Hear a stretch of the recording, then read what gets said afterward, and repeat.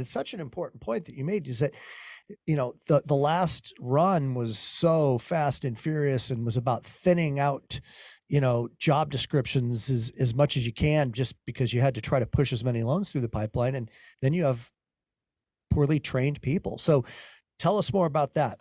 What do you suggest? How do you go about doing the training? Yeah. Are you stealing the I Jay think it's, Gacy strategy, or?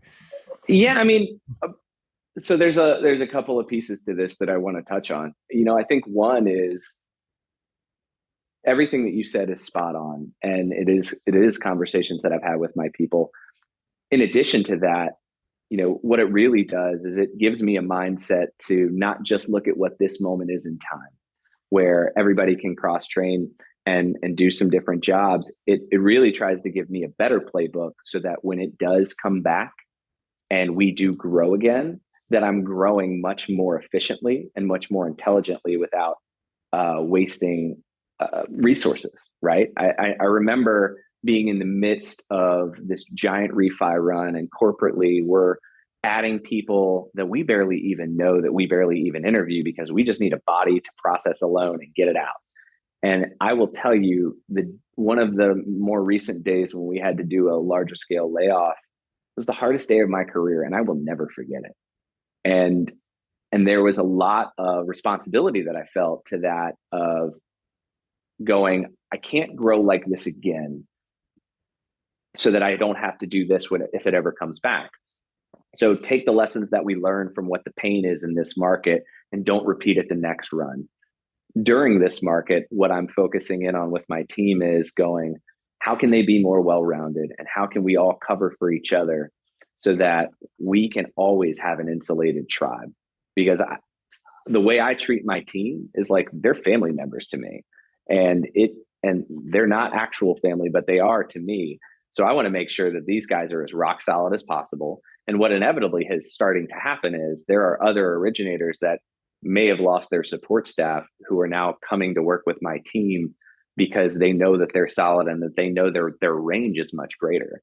But all of us can grow, self included. So we're sitting down as a team and going, how can we start the year? What did we do well? What do we need to focus on? And it's not rocket science, but my guys have to be able to pick up the phone and talk to a customer and give them that warm and fuzzy feeling to where they think that they're talking to myself. And I will tell you, it has been one of the proudest moments of my career, Tim. I was listening to my production partner talk on the phone to one of my clients, and I was blown away. I just sat outside of her office and I listened to it. And when you have come up in the business your whole life and you've grown a team, there's certain kind of milestones that you hit. But I'll tell you, the fulfillment that I get from watching my team succeed is greater than any of my other, of anything that I've ever done in the business. So there's a lot of fulfillment that can come, but you have to put in the time. You can't fake it. You can't have anybody else do it. You can't outsource the training. There's a lot of training that you can record and put online, but there's nothing that will ever substitute your time and your energy into that human, because they don't forget it. And it's what creates loyal people, in my opinion. Yeah. And loyal people, a loyal team is a fucking dangerous team, man, because if you have a team that's been together for a long time, man, yeah, it's like so valuable. It's incredible. I mean, it's valuable from a perspective of freedom. So you can actually step away and go to an L360 retreat for a week like you did and not have to check in because you had a team taking care of it. And then you could learn and grow. And that kind of freedom, it's freedom with your family. It's freedom to actually have a balanced life. And yes, they need to feel that you care. If you were watching this on a video format, you saw the emotion come up in Josh's eyes when he was sharing just now. And I remember when you went through this experience and we talked on a weekend, I think it was, and a couple of months ago, and it was hard for you, what you were going through. And, but make no mistake about it. They know that it was hard for you.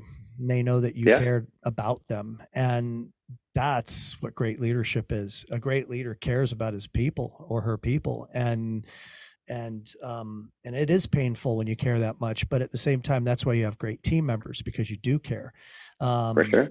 The training part, to comment on that just for a second, like for everybody that is kind of contemplating that, the utilization of video is so powerful right now. I mean, if you haven't recorded yourself on Zoom, created a library of you selling so your teammates can watch it, that's a miss right there. I mean, for sure.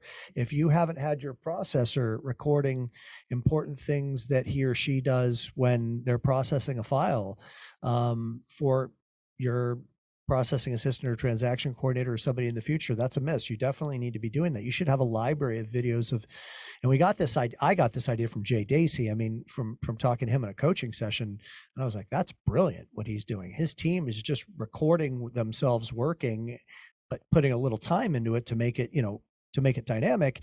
And then they watch each other's, game film, if you want to use the Ryan Grant terminology to it. Right. So it's like, right now, if you're going to all call on the database as an example together, record a couple of calls of you doing it and then have them watch it, but then spend the time with them, to your point, to give them redirective feedback, to connect with them, to applaud them, to encourage them, to give them those small victories and momentum and all of that as well. You got to couple the two together.